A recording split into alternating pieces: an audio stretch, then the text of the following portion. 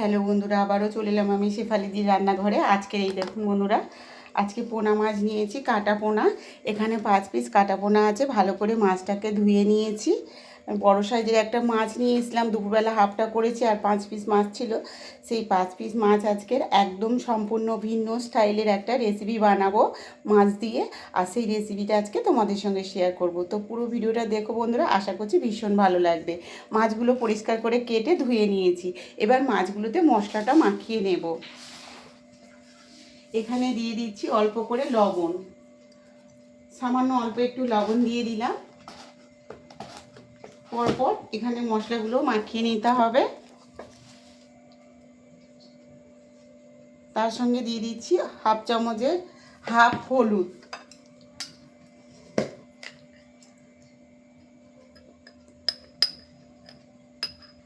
Half চামচ লঙ্কা গুঁড়ো।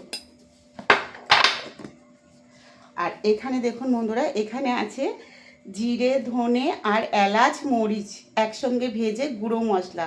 এখান থেকে 1 চামচ এই গুঁড়ো মশলাটা দিয়ে দেব। এইভাবে মাছের রেসিপিটা বানাবেন বন্ধুরা, খেতে ভীষণ ভালো লাগবে। তো আমি এখান থেকে 1 চামচের মতো দিয়ে দিলাম ভাজা মশলা।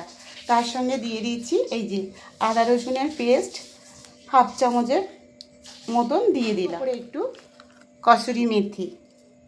মাছ তো অনেক রকমভাবে খেয়েছেন বন্ধুরা, এইভাবে একদিন মাছের রেসিপি বানিয়ে খেয়ে দেখুন, আশা করছি ভীষণ ভালো লাগবে। তো সব উপকরণগুলো আমি এখানে দিয়ে দিয়েছি। দিয়ে মাছটাকে ভালো করে মাখিয়ে নিচ্ছি।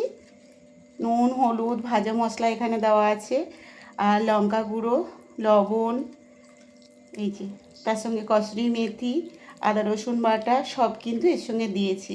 দিয়ে মাছগুলোকে কিন্তু ভালো করে মাখিয়ে নিতে হবে।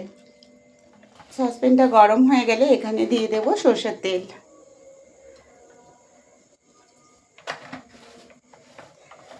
2 থেকে 3 চামচের মতন সরষের তেল দিয়ে দিলাম।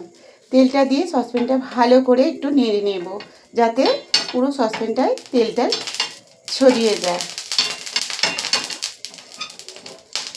তেলটাকে ভালো করে গরম করে নেব। মাছগুলো কিন্তু মশলাটা আরও ভালো করে একটু মাখিয়ে নেব মাছের গায়ে, দিয়ে মাছগুলো দিয়ে দেব। মাছ ভাজা তো অনেক রকমভাবে খেয়েছেন বন্ধুরা, এইভাবে একবার মাছ ভাজা করে খেয়ে দেখুন। এর স্বাদ কিন্তু মুখে লেগে থাকবে, এতটাই সুন্দর হয়। তো বন্ধুরা দেখুন, মাছগুলো কিন্তু ভাজা হয়ে গেছে। এই পাশটা উল্টে দেব, দুপাশটা ভালো করে ভেজে নেব।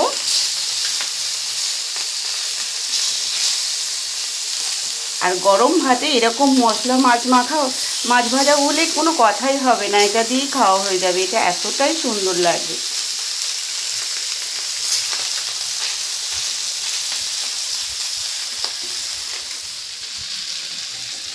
এবার এখানে একটা প্লেট নিয়ে নিয়েছি, প্লেটের মধ্যে মাছ ভাজাটাকে নামিয়ে নেব। ভাজা রেডি হয়ে গেছে, আর খেতে কিন্তু ভীষণ সুন্দর হয়েছে। তো বাড়িতে অবশ্যই একবার ট্রাই করবেন, আশা করছি ভীষণ ভালো লাগবে। দেখুন মাছটা কত সুন্দরভাবে হয়ে গেছে, আর একদম নরম। এই দেখুন, এইভাবে মশলা দিয়ে মাছ ভাজা করলে কিন্তু এই মাছ দিয়েই কিন্তু ভাত খাওয়া হয়ে যাবে, আর অন্য কিছু লাগবে না, এতটাই সুন্দর লাগে। তো আজকে রেসিপিটা কেমন লাগলো বন্ধুরা অবশ্যই কমেন্টে জানিও। আর রেসিপিটা ভালো লাগলে শেফালিদির রান্নাঘর চ্যানেলটাকে সাবস্ক্রাইব করে পাশে থেকো বন্ধুরা।